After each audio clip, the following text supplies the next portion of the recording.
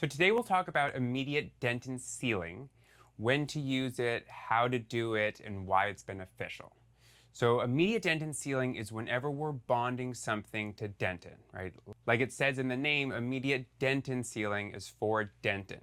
So enamel, it doesn't matter whether you do it right away or in 30 days. It's gonna bond the same.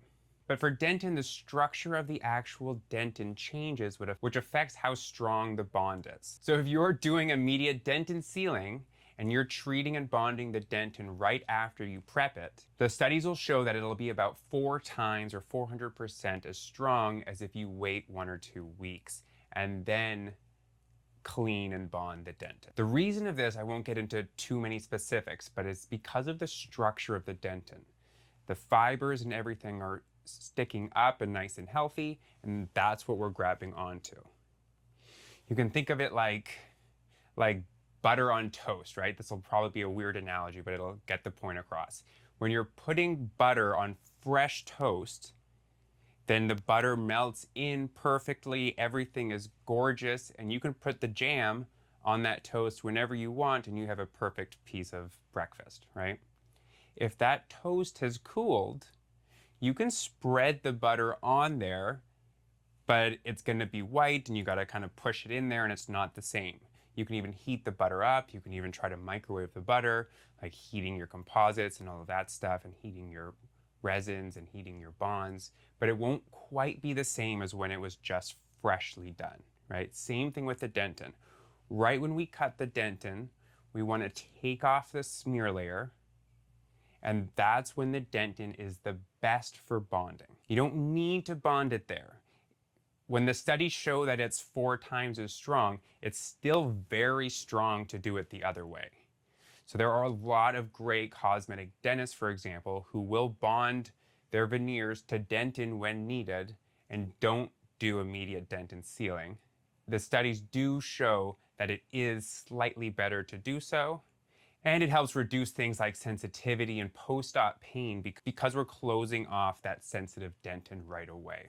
The 2 other important parts, besides what the dentin actually looks like in the structure of the dentin, is how the composite reacts and how bonds in general react.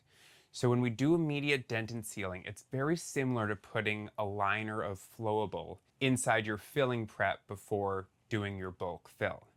What it does is it makes a thin layer of composite that when you cure it, it shrinks against the tooth. When you have a big bulk of composite, it shrinks together. And when you have a very thin flat surface with lots of surface area, it'll adhere downwards and shrink towards the surface. And so when we're allowing our composite or our bond to cure while it's very thin, we don't have it pulling away and pulling off of the dentin just from polymerization strength.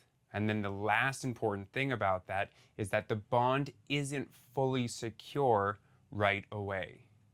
Your bond to dentin and your bond to enamel will be very strong once you cure it for 30 seconds, but it takes that entire time and about a day and a half for the cure to fully mature and form. So while it's mostly done there, if we're able to have that thin layer, have it fully cured, fully bonded, fully set, before we put a thicker layer of cement on there and do our final bond, there's a much less likely chance that the shrinkage will be pulling up any dentin bonds, and instead it'll be pulling your restoration onto the tooth, which is obviously what we want.